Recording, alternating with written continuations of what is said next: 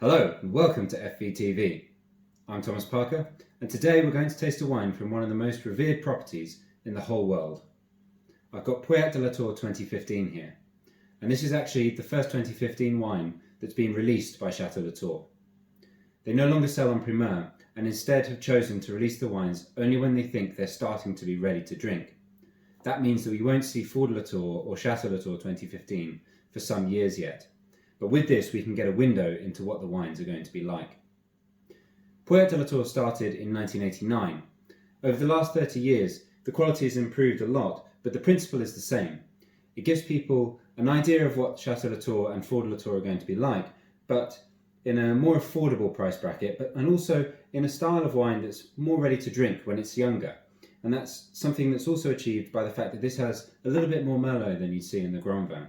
It's 42% Merlot, with the rest Cabernet, so you're still getting quite a lot of Cabernet fruit and a lot of that cassis and grip in there as well.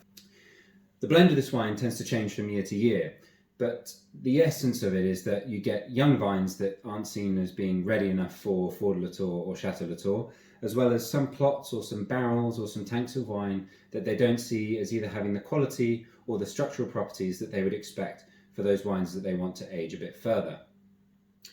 Without further ado, I think we should take a sniff and get an idea of what this wine is like.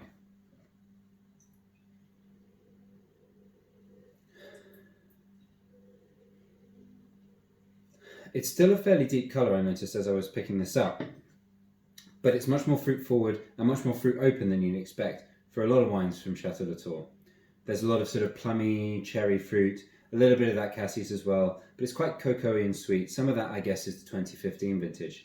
What I like though is it still has that essence of Pauillac, that essence of Château Latour, which is that graphite, pencil shavings, cedar, some sort of savoury, cedary note in there. On the palate,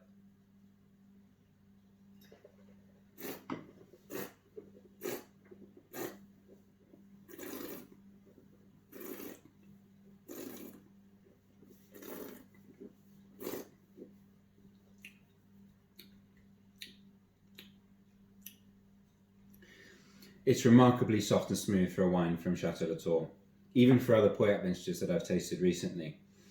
It's super silky, it's super fine in tannin, so I guess some of that must be the vintage with 2015, which is quite a ripe and plush vintage. It's really well integrated.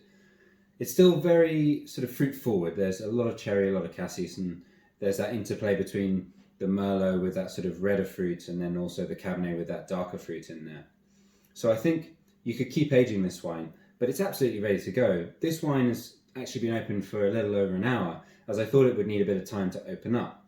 But the Château were absolutely right to sort of release this now, as it was absolutely open from the get-go and really approachable. One of the other advantages of this wine, of course, is that it works out at probably about a tenth of what Château Latour 2015 is going to be when it's eventually released. So it allows you to get a window into this first growth without having to pay the same sort of money.